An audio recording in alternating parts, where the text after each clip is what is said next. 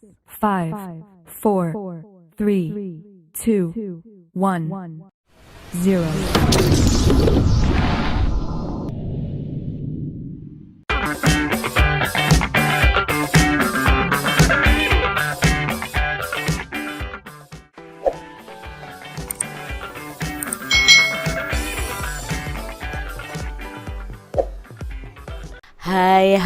Hai, selamat datang di channel YouTube Kak Citra. Apa kabar adik-adik semuanya?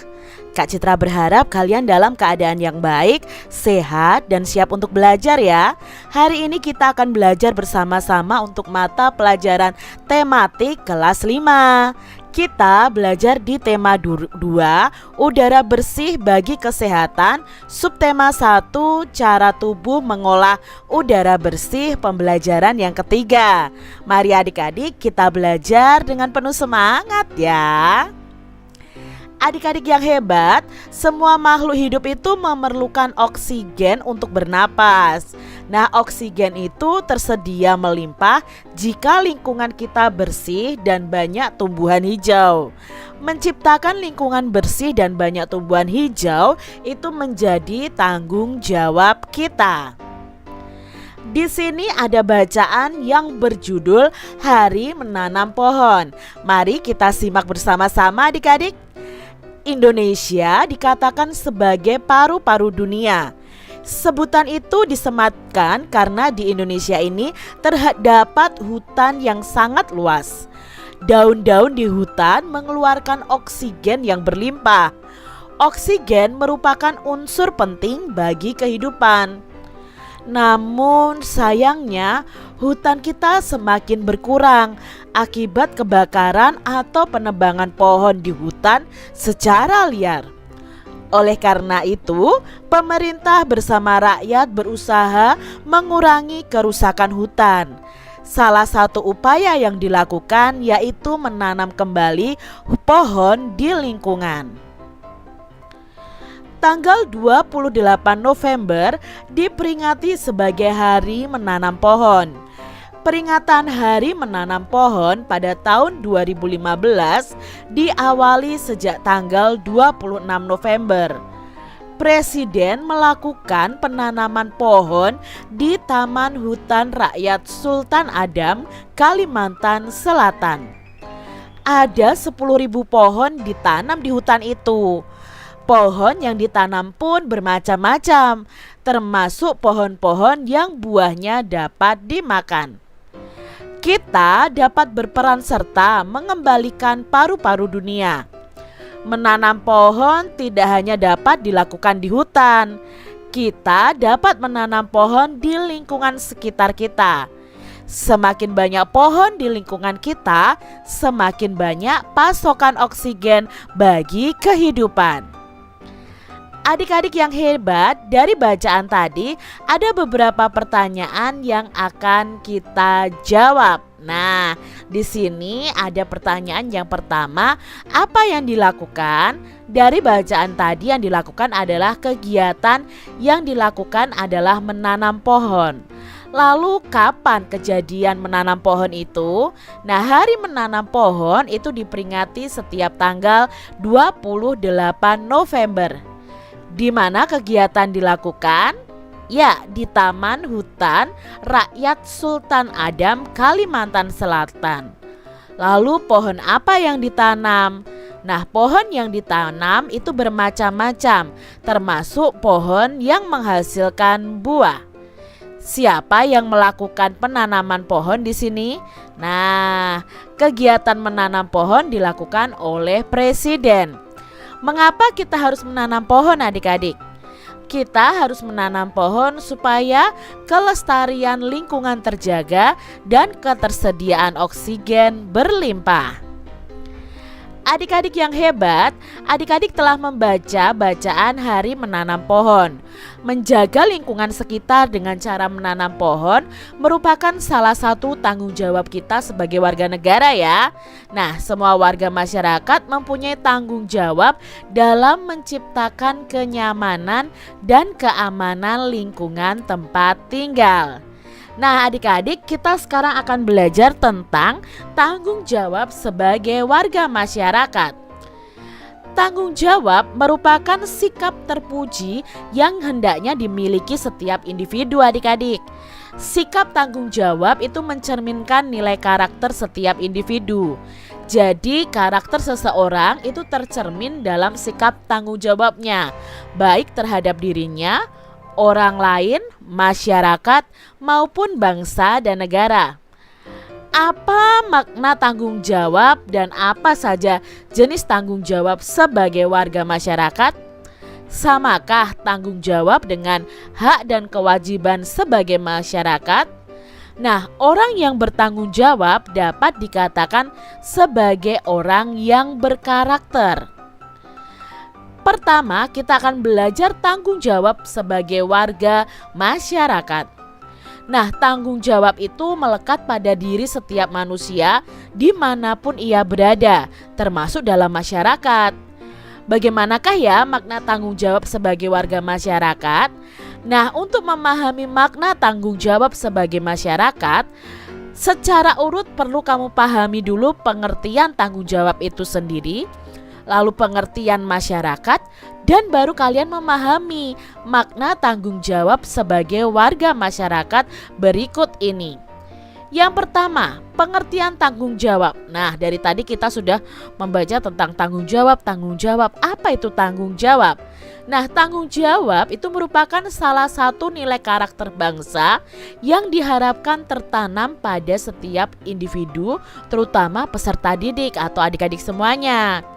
Tanggung jawab adalah sikap dan perilaku seseorang untuk melaksanakan tugas dan kewajibannya yang harusnya dia lakukan, baik terhadap diri sendiri, keluarga, masyarakat, lingkungan, negara, maupun kepada Tuhan yang Maha Esa. Nah, menurut Kamus Besar Bahasa Indonesia, adik-adik, tanggung jawab adalah keadaan wajib menanggung segala sesuatunya. Setiap individu itu mempunyai tanggung jawab karena tanggung jawab itu bersifat kodrati, yaitu menjadi bagian dari kehidupan manusia, adik-adik. Jadi kalian masing-masing punya tanggung jawab. Jadi setiap individu mempunyai tanggung jawab. Tanggung jawab setiap individu itu meliputi berbagai jenis. Nah, apa saja tanggung jawab individu ini? Yuk kita lihat yang pertama, yaitu tanggung jawab terhadap diri sendiri. Tanggung jawab terhadap diri sendiri menuntut kesadaran setiap orang untuk memenuhi kewajibannya sendiri dalam mengembangkan kepribadian sebagai manusia pribadi. Nah, dengan demikian bisa memecahkan masalah-masalah kemanusiaan mengenai dirinya sendiri. Contohnya, Evi mendapat pekerjaan rumah dari Bu Guru untuk dikumpulkan esok hari. Akan tetapi Evi malah justru menghabiskan waktunya untuk menonton TV. Evi tidak mengerjakan pekerjaan rumah. Esok harinya Evi ditegur oleh Bu Guru dan Evi mendapatkan sanksi atau hukuman. Nah, dalam peristiwa ini Evi itu harusnya bertanggung jawab atas dirinya sendiri akibat tidak mengerjakan pekerjaan rumah dari Bu Guru. Nah, itu tadi ya, tanggung jawab terhadap diri sendiri. Yang kedua, tanggung jawab terhadap keluarga.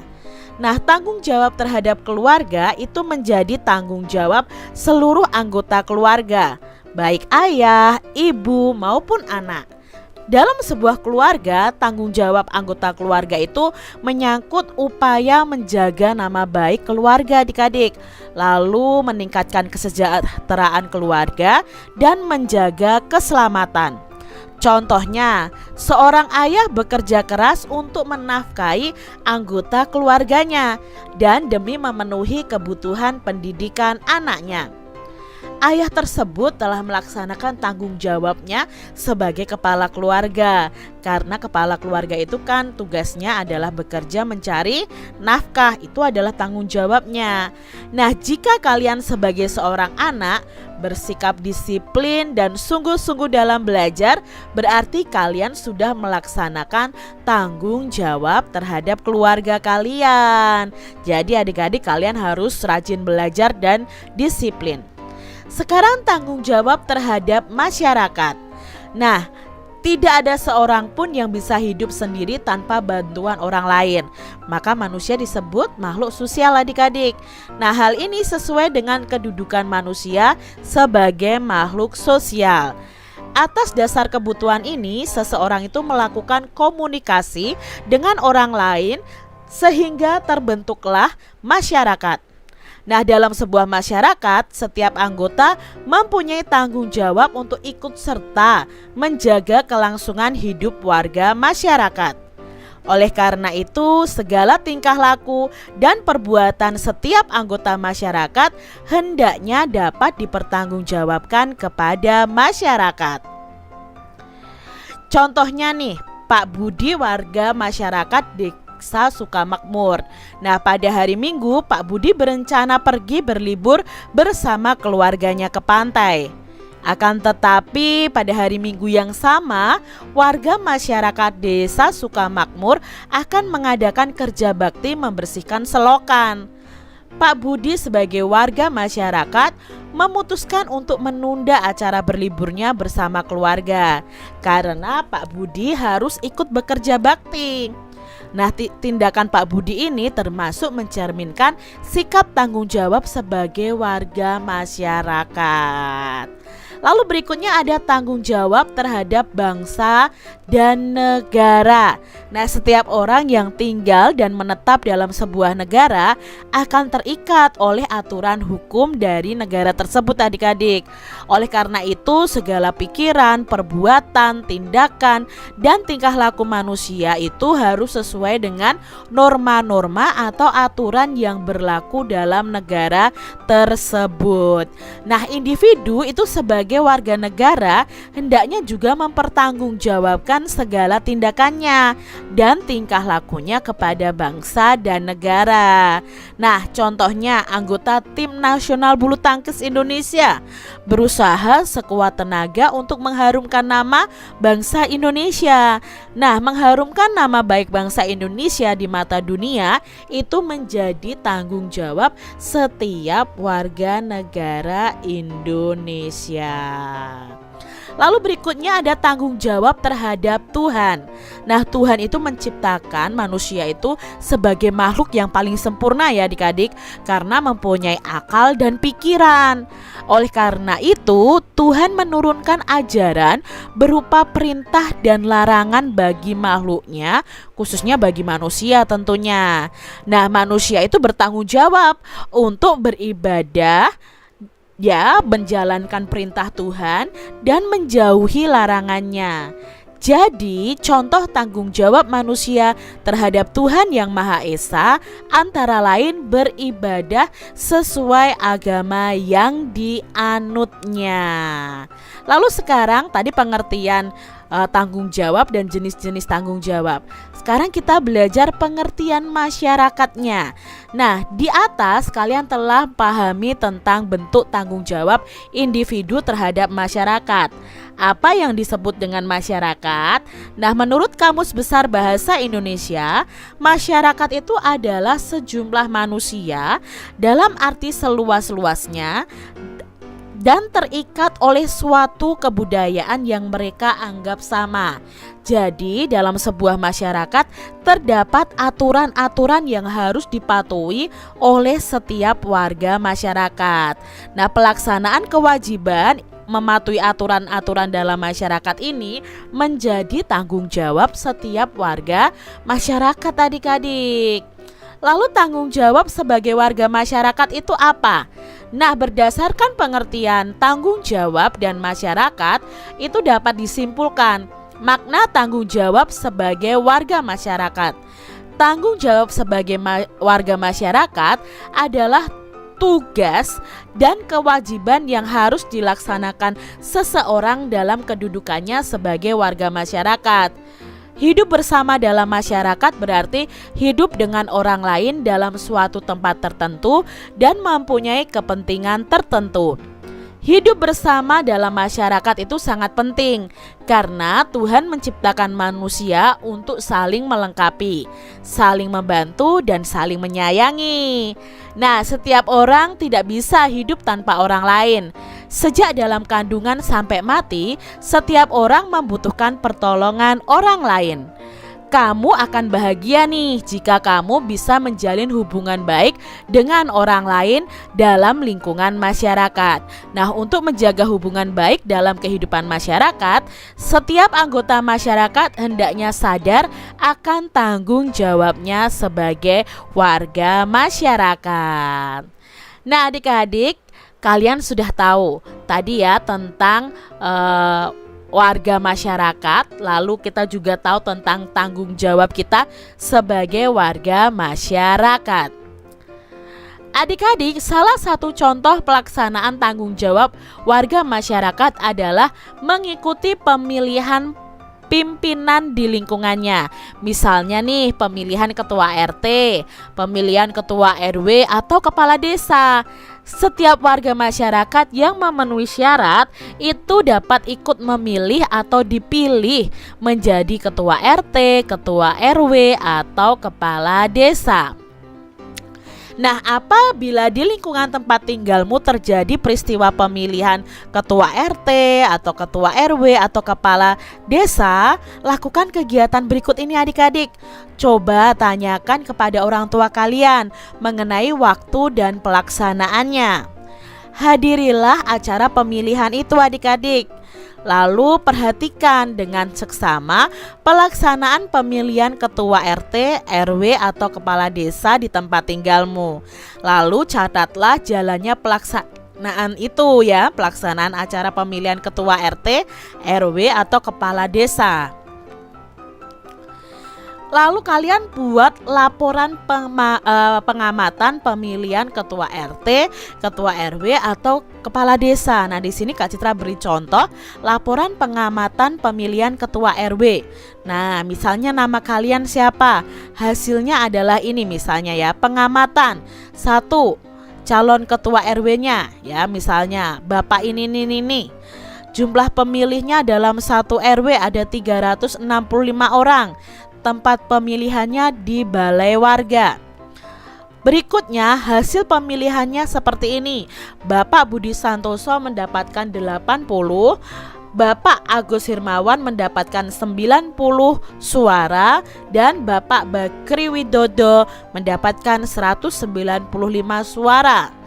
Nah, dari pemilihan ini maka ketua RW yang terpilih adalah Bapak Bakri Widodo ya, dengan jumlah pemilih 195 orang.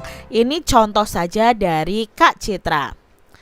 Nah, adik-adik, dari bacaan Hari Menanam Pohon ada kalimat hutan kita semakin berkurang akibat kebakaran atau penebangan pohon di hutan secara liar. Nah, ada kebakaran hutan yang dilakukan secara sengaja oleh orang-orang yang tidak bertanggung jawab. Mereka itu membakar hutan untuk membuka lahan adik-adik bagi usaha perkebunan mereka. Nah, penebangan pohon di hutan ini juga banyak dilakukan orang-orang yang tidak bertanggung jawab. Mereka itu menebang pohon-pohon itu untuk dijual kembali. Padahal seharusnya pohon-pohon yang akan digunakan untuk industri harus diambil dari hutan tanaman industri atau HTI. Nah, pemerintah itu memberikan hak pengelolaan HTI kepada para pengusaha. Para pengusaha itu harus mematuhi aturan yang ditetapkan. Aturan itu misalnya umur pohon yang boleh ditebang dan penanaman kembali apabila pohon ditebang. Nah, adik-adik, batang pohon itu memang mempunyai banyak kegunaan. Banyak pengrajin yang memanfaatkannya sebagai sumber penghasilan. Mereka membuat beraneka barang kerajinan lalu menjualnya dengan harga tinggi. Berikut barang kerajinan dari batang pohon. Ini ya contohnya, dan masih banyak lagi ya adik-adik ya. Nah adik-adik, coba kalian buat kelompok yang terdiri dari 4-5 orang, lalu lakukan wawancara kepada orang-orang di sekitar kalian. Apa wawancaranya? Nah carilah informasi berikut ini. 1. Jenis usaha yang mereka lakukan. Lalu hasil dari jenis usaha yang mereka lakukan, bahan baku yang diperlukan untuk melakukan usaha itu, pengetahuan dan keterampilan yang diperlukan untuk melakukan usaha itu, serta kesulitan atau kendala yang mungkin dihadapi oleh orang itu dalam membuka usahanya. Nah, lakukan wawancara ya adik-adik. Dari informasi yang kalian gali, itu buatlah daftar pertanyaan yang akan kalian tanyakan terlebih dahulu kepada orang yang akan kamu wawancarai adik-adik. Lakukan wawancara dengan baik ya adik-adik ya. Ajukan pertanyaan dengan sopan. Lalu kalian juga harus berterima kasih kepada orang yang kalian wawancarai atas waktu dan jawaban yang diberikan. Nah setelah itu catat hasil wawancara kalian dan kalian bisa bacakan atau kumpulkan kepada guru kalian. Nah, kalian bisa membuat daftar pertanyaan seperti ini adik-adik. Apa saja jenis usaha yang dilakukan? Apa hasil dari jenis usaha yang dilakukan? Apa saja bahan baku yang diperlukan untuk melakukan jenis usaha tersebut? Lalu apa saja pengetahuan dan keterampilan yang diperlukan? Yang kelima, apa saja kesulitan atau kendala yang mungkin dihadapi? Ini contoh daftar pertanyaan untuk wawancara kalian. Adik-adik, dari hasil wawancara kalian, pilihlah salah satu jenis usaha nih di sekitar kalian. Kemudian bersama kelompokmu, cobalah membuat satu hasil dari jenis tersebut. Pilih hasil jenis usaha yang mudah kalian buat. Misalnya cara membuat tempe misalnya seperti itu kan mudah adik-adik. Catatlah bahan yang digunakan, lalu langkah-langkah pembuatannya dan kesulitan yang kalian hadapi saat melaksanakan pembuatan karya kalian. Nah, buatlah bersama-sama di rumah salah satu anggota kalian. Jika kalian bekerja kelompok, jangan lupa meminta izin kepada orang tua. Nah, selain jenis-jenis usaha seperti yang ada di lingkungan sekitarmu, masih ada loh jenis usaha lain. Jenis usaha apakah itu? Mari kita baca bacaan berikut ini. Jenis usaha ekonomi masyarakat. Kondisi geografis Indonesia itu beragam. Ada wilayah daratan, ada pula yang perairan. Kondisi geografis yang beragam menyebabkan beragam pula jenis kegiatan ekonomi masyarakatnya. Nah, keragaman ini disesuaikan dengan kondisi alam atau geografi suatu wilayah. Kegiatan ekonomi tersebut bertujuan untuk memenuhi kebutuhan hidup masyarakat. Agar tercipta kehidupan yang nyaman, setiap penduduk perlu menghargai jenis kegiatan ekonomi penduduk lainnya. Amati jenis kegiatan ekonomi di lingkungan daerah sekitarmu adik-adik. Ada yang bekerja di lahan persawahan, ada yang sebagai peternak ayam petelur atau ayam pedaging, ada yang berdagang di pasar, ada yang bekerja di industri, ada pula yang mungkin membudidayakan ikan di kolam. Nah, kegiatan ekonomi masyarakat ini bertujuan memperoleh pendapatan. Selanjutnya, pendapatan tersebut itu digunakan untuk memenuhi kebutuhan hidupnya. Nah, apa yang dimaksud dengan kegiatan ekonomi? Nah, kegiatan ekonomi adalah semua kegiatan yang dilakukan manusia untuk memenuhi kebutuhan hidupnya ya. Jadi apapun yang dilakukan manusia untuk memenuhi kegiatan memenuhi kebutuhan hidupnya itu disebut dengan kegiatan ekonomi. Jika dicermati, kegiatan ekonomi itu dilakukan dengan memanfaatkan sumber daya alam. Nah, sebagai negara kepulauan, Indonesia itu dikaruniai sumber daya alam yang melimpah adik-adik. Karunia ini sudah sepantasnya kalian syukuri loh dengan memanfaatkan secara bijak. Nah, pemanfaatan sumber daya alam tersebut dapat dilihat pada berbagai bidang usaha. Yang pertama ada bidang agraris. Nah, agraris itu apa? Nah, perhatikan di sini. Perkebunan adalah kegiatan penanaman lahan dengan tanaman keras dengan umur lebih dari 6 bulan. Nah, tanaman perkebunan ini mencakup tanaman musiman dan tanaman tahunan. Tanaman musiman itu biasanya berumur pendek adik-adik. Misalnya tanaman tebu, tembakau, dan rosella. Nah, rosella ini biasanya dibuat untuk teh. Tanaman tahunan itu berumur panjang, misalnya tanaman kelapa sawit, kopi, cengkeh ya, lalu teh, karet, cendana, lada, dan kayu putih.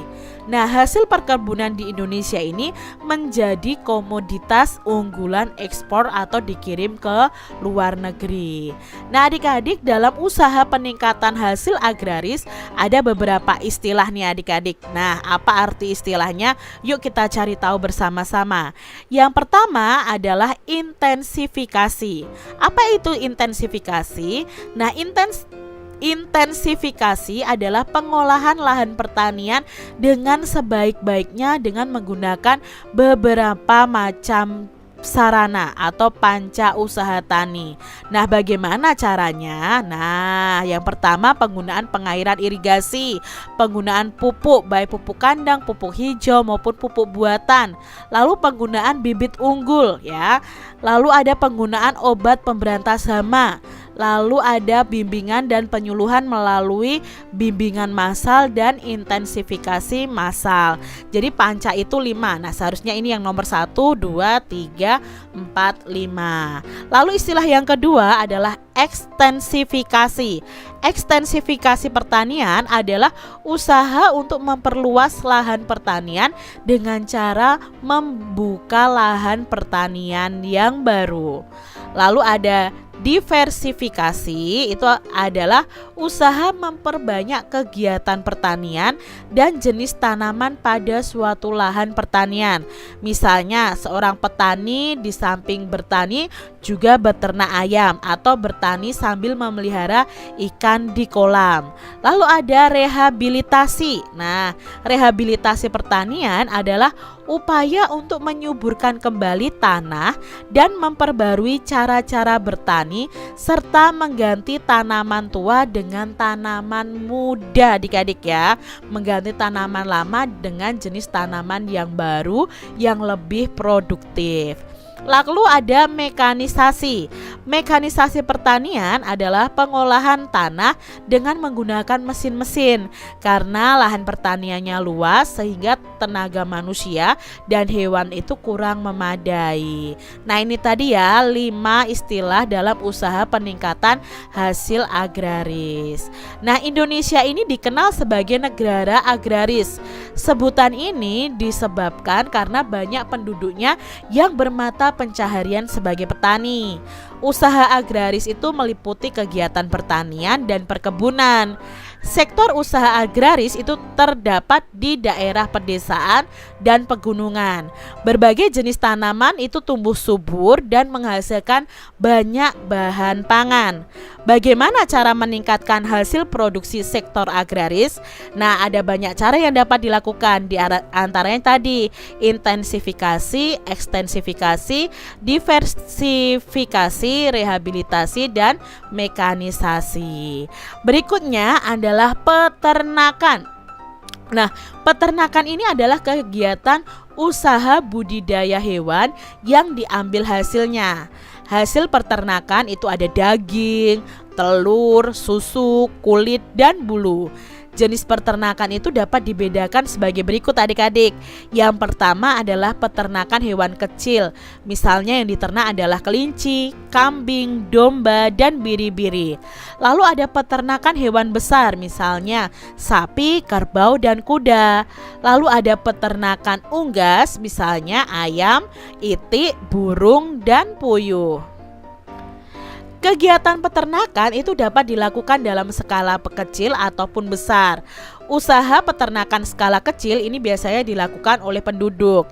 Nah, peternakan besar biasanya dikembangkan oleh pihak swasta ya, baik pengusaha maupun pemerintah. Nah, apa peran pemerintah dalam meningkatkan usaha peternakan di Indonesia? Upaya yang dilakukan pemerintah antara lain di sini ya, memberikan bantuan bibit unggul, menyediakan pakan ternak bermutu, dan memberikan penyuluhan kepada peternak. Berikutnya adalah tentang perikanan. Nah, perhatikan usaha perikanan di daerah sekitarmu adik-adik. Di sekitarmu mungkin terdapat budidaya ikan di kolam. Nah, ini adalah salah satu contoh usaha perikanan. Secara umum, usaha perikanan ini dibedakan menjadi perikanan darat dan perikanan laut. Apa itu perikanan darat? Nah, perikanan darat itu adalah usaha memelihara dan menangkap ikan di perairan darat. Nah, perairan darat ini adalah perairan ya di air tawar dan di air payau. Nah, perikanan darat itu terdiri atas perikanan air tawar dan perikanan air payau. Perikanan air tawar itu dilakukan di sungai, danau, rawa, waduk atau bendungan, empang, sawah, dan kolam. Nah, jenis ikan yang dibudidayakan itu biasanya lele, nila, mujair, gurame, dan emas. Sedangkan perikanan air payau itu biasanya dilakukan di pinggir pantai adik-adik. Jenis ikan yang dibudidayakan adalah bandeng. Lalu perikanan air laut, yaitu usaha menangkap ikan di pantai atau di laut.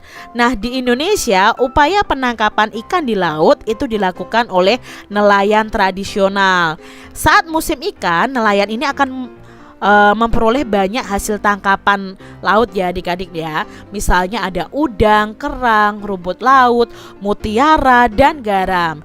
Nah, selain untuk keperluan penduduk, hasil tangkapannya ini juga ditunjukkan untuk diekspor ke negara lain. Berikutnya ada di bidang pertambangan. Dilihat dari kondisi geologis wilayah Indonesia itu mengandung banyak sekali barang tambang. Potensi barang tambang yang melimpah hendaknya ini dimanfaatkan bagi kemakmuran masyarakat. Barang tambang itu dapat dibedakan menjadi berikut adik-adik. Ada barang tambang mineral logam yaitu emas, perak, tembaga, timah, bauksit, dan nikel. Lalu ada barang tambang mineral non-logam. Jadi misalnya belerang, gipsum, marmer, dan batu gamping. Lalu ada barang tambang sumber energi. Misalnya minyak bumi, batu bara, dan gas alam. Nah, ini adalah contoh-contoh barang tambang. Barang tambang di Indonesia ini termasuk sumber daya yang vital loh adik-adik. Pemanfaatannya ditujukan bagi kemakmuran masyarakat Indonesia. Jika dieksploitasi secara terus-menerus, maka ketersediaan barang tambang akan cepat habis. Oleh karena itu, pemanfaatan barang tambang dilakukan oleh bijak dengan memperhatikan kelestariannya. Contoh perusahaan yang mengeksploitasi barang tambang di Indonesia antara lain ada PT Pertamina. Itu jelas itu untuk minyak bumi adik-adik ya, yang akan menghasilkan solar, pertamak, bensin, dan lain sebagainya. Lalu ada PT Aneka Tambang ya, ini Aneka Tambang. Lalu ada PT Freeport. Nah, ini biasanya untuk emas adik-adik ya, tambang emas, dan PT Chevron Pacific Indonesia. Berikutnya di bidang kehutanan. Dahulu hutan Indonesia itu bagaikan hamparan karpet hijau yang terlihat dari udara loh adik-adik. Hutan Indonesia ini berperan penting sebagai paru-paru dunia. Hutan juga berfungsi sebagai tempat berkembangnya berbagai fauna. Nah, dari segi lingkungan, hutan ini menjadi daerah resapan air hujan. Sayangnya saat ini luas hutan Indonesia itu semakin sempit. Tidak lagi terlihat hamparan karpet hijau dari udara. Nah, ketika melintasi wilayah Indonesia, kelihatan tidak lagi seperti hamparan karpet hijau adik-adik ya. Nah, ini tidak lepas dari alih fungsi lahan hutan untuk kawasan pemukiman dan perkebunan. Sangat disayangkan ya adik-adik. Apa akibatnya dari penyempitan kawasan hutan Indonesia? Nah, kondisi ini bisa menyebabkan bencana banjir bandang maupun tanah longsor. Nah, untuk meminimalisasi terjadinya bencana, kawasan hutan itu perlu dihijaukan kembali. Nah, pembalakan liar harus dicegah agar hutan itu tidak semakin rusak. Jika hutan Indonesia kembali hijau, hasil hutannya kembali melimpah. Hasil hutannya seperti kayu jati, kayu meranti, ulin, damar, rotan ya. Itu adalah hasil hutan Indonesia. Berikutnya di bidang perdagangan. Nah, perdagangan adalah kegiatan membeli barang dagangan dan menjualnya kembali kepada konsumen. Kegiatan perdagangan itu muncul ketika kemampuan manusia atau suatu negara dalam menyediakan barang kebutuhan itu bersifat terbatas. Akhirnya akan terjadi saling ketergantungan dalam memenuhi barang kebutuhan. Nah, melalui perdagangan ini, pedagang akan memperoleh keuntungan dari selisih harga jual dan harga beli. Pastinya ya adik-adik ya, yang namanya pedagang akan mencari untung. Kegiatan perdagangan tidak hanya mencakup satu daerah atau satu negara, akan tetapi kegiatan perdagangan dapat dilakukan antar negara. Secara ekonomi, kegiatan perdagangan antar negara itu ditandai dengan ekspor dan impor. Nah, ekspor adalah usaha menjual barang dari dalam negeri ke pasar luar negeri, sedangkan impor adalah usaha memasukkan barang dari negeri lain ke pasar dalam negeri. Berikutnya ada perindustrian. Nah, perindustrian adalah kegiatan mengubah bahan mentah menjadi barang setengah jadi atau barang jadi. Bahan mentah itu diperoleh dari melimpahnya sumber daya alam. Usaha industri dapat dilakukan secara perorangan atau secara kelompok. Nah, usaha industri dapat dikelompokkan sebagai industri rumah tangga, lalu industri sedang dan industri besar. Contoh industri di Indonesia adalah industri makanan, minuman, kosmetik, obat-obatan, garmen, serta elektronik. Nah, itu tadi ya jenis-jenis usaha yang ada di Indonesia. Apa yang kamu ketahui tentang pengertian tanggung jawab sebagai warga masyarakat? Nah, tanggung jawab sebagai warga masyarakat yang sudah kita pelajari tadi dapat diartikan dengan menjaga nama baik masyarakat, menjaga kedamaian dan keamanan warga, serta menjaga kesejahteraan warga lain.